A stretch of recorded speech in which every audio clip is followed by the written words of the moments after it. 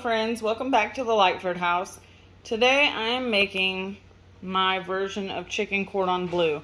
Now most of you might know chicken cordon bleu as a chicken breast that's butterflied and stuffed with the broccoli, Swiss cheese, or whatever you might put in there, and ham.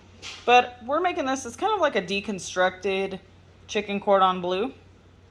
So the ingredients that you're going to need about 2 tablespoons of butter, a bag of frozen broccoli florets, some Swiss cheese. These are 2 large chicken breasts. I'm going to cut these into bite-sized pieces. A ham steak that we're also going to cut into bite-sized pieces. And I found the easiest way to cut the ham and the chicken is with the kitchen scissors or kitchen shears. You need 2 cans of cream of soup. You can use cream of chicken, cream of mushroom, or like I'm doing, I had 1 can of each, so I'm just gonna mix them both, but you need 2 cans of that. And instant white rice. For seasoning, I'm just gonna use some black pepper. I'm not using any salt today because we've got the butter, we've got our soup, we've got the cheese going on top, and the ham, so we have plenty of salt in this, trust me.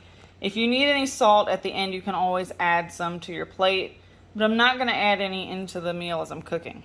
And today I'm actually making this meal on the stove using my Ninja nonstick pot, and I don't use the stove too often on my channel, but today this one's great on the stove. You can make this in a speedy or a pressure cooker, and I can show you in a future video if you'd like. Pretty much any recipe could be adapted to work in a pressure cooker or the Ninja Speedy. So if you want to see that, you know, leave me a comment below. And if you're new to the channel, make sure to hit that subscribe button. Give this video a thumbs up if you like one-pot meals, because that's exactly what this is another one-pot meal. Had to get a nice drink of cold water before we get started because it is hot here in Alabama today. And so I have about 2 tablespoons of butter down here in the bottom of my pan. This is actually the largest pot that came with my Ninja Never Stick set. We're going to turn our heat on our stove on to like medium-high heat, and we're going to let the butter melt. And as it's melting, I'm going to cut my chicken breast and my ham steak into the pan and get it down in there with the butter so that it can start to cook. And we will cook the chicken all the way through. Alright guys, in my pot I've got my ham and chicken that I've cut into bite-sized pieces. I have my stove turned on to medium-high heat just to cook the chicken through. The ham, of course, is fully cooked, so we're just really warming it through. And I just cut them into bite-sized pieces. There's a piece of chicken and a piece of ham. So the chicken is starting to cook. We want to cook it completely through, and then we will move on. I also added in about a half a teaspoon of black pepper at this point. You can add it in now, or you can add it in after the meat cooks. It's totally up to you. If you don't want to add it at all, then you don't have to.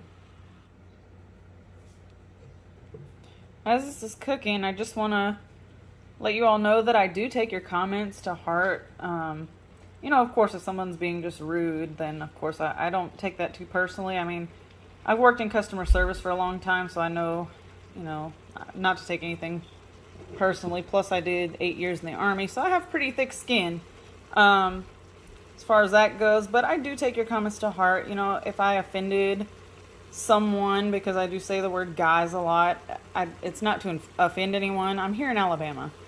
I know there's women that watch the channel, and so when I say guys, I mean that's just talking to everybody. It's not, you know, I don't say it to offend someone. It's just an Alabama thing. So I do apologize for that if, you know, if that bothers you, and I will be more mindful of it. So I do take you all's comments, you know, to heart. So if you ever want to leave a comment, please feel free to do so. I appreciate reading them. Alright, our chicken is fully cooked at this point, and I cut a piece in half just to look at the center, make sure it's not pink, and it's fully cooked there. I'm going to turn my heat down to about medium. Now here comes the part where, if you've been around my channel for a while, you know that I'm not really a fan of direct measurements. So we're going to put some water in here, but there's not an exact measurement to the water and rice. Okay, so I've got about maybe 2.5 cups or so of water down in here. Now I'm going to add my cream of soups, and then we're also going to add our broccoli in here. Then once we add the frozen broccoli, we're going to give it a little mix, cover it with a lid, and bring it up to a boil. And 2, it depends on how many people that you're feeding. So you can go like 2.5 cups to 3 cups of water if you're feeding a family of 4. If you're feeding more, add a little bit more water. But anyway, we're adding in the soup. Okay, that's a 16-ounce bag of frozen broccoli that I added in here, straight out of the freezer. And I'm just gonna give this a little stir just to kind of mix that soup around. And then I'll show you what it looks like. And also, you're gonna get some water out of that frozen broccoli as well. So.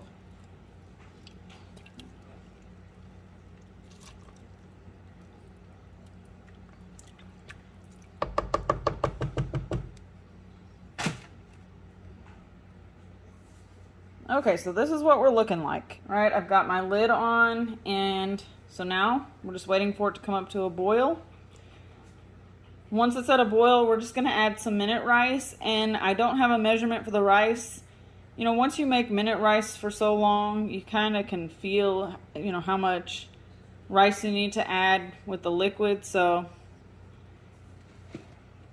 I don't really measure mine, but it does have here on the back these directions. All right, we are starting to come up to a boil here, and once we do, that's when we're gonna stir in our minute rice.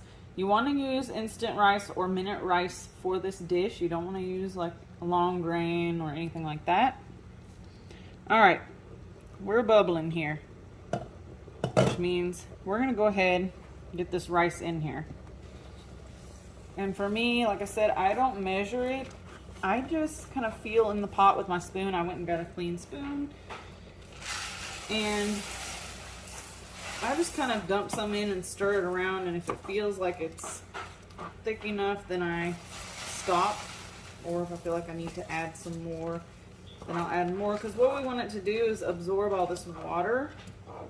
We don't want this to be a liquidy dish in the end. So I think that's probably good right there. Yeah, it's just kind of feels thick enough to me. What I'm gonna do, put my lid back on.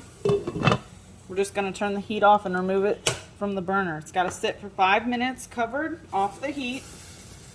And that's how that minute rice is gonna cook. So I'll see you back here in about 5 minutes. All right, it's been more than 5 minutes, and that's totally fine. We just want it to be cooked, and at this point, this is what it should look like. All the liquid should be absorbed, and the rice should be cooked and soft. Now what we're gonna do is cover this with Swiss cheese. And you guys, if you wanna make this a little bit healthier, because there's a lot of sodium in here, you could buy like the reduced sodium cream of soups to try to make it a little bit healthier. But anyway, we're gonna go ahead, and if you wanna add some more pepper at this point, you can. But honestly, once you serve it on a plate, if you wanna add some salt and pepper just to your own plate, you can do that also. So we're gonna cover this in cheese and then cover it back with a lid and let that cheese melt down. It should only take a couple of minutes. All right, I've got some Swiss cheese here. I love Swiss cheese. If you don't like Swiss cheese, you don't have to add this, but I feel like it just kind of makes the dish, gives it a little tang. So I just cover the top of it until it's kind of mostly covered. About like that. And I'm gonna put the top on and let that cheese melt, and then we'll be right back. All right, so if you give it a few minutes, the cheese will melt down. And this does make a ton, because I like to have leftovers for lunch the next day, or even, you know, you could eat this for dinner 2 nights in a row. The cheese will melt down, and let's go ahead, put some of this on a plate. Look at that cheese. Very cheesy, you guys. All right, so here's my plate of food. I'm gonna give this a taste test. It's very hot, very steamy. But you can see, really the only prep work here, as I mentioned, was cutting the meat, and after that, it just comes together super quickly. Look at all that cheese. It's a very cheesy dish. Get a piece of ham here and give this a taste. It's delicious. This is also one of my 11-year-old daughter's favorite meals, so it is kid approved. And I hope that you give this one a try. Again, be sure to give this video a thumbs up. If you're new here, hit that subscribe button, and I'll catch you on the next one. Thanks for watching. Bye-bye.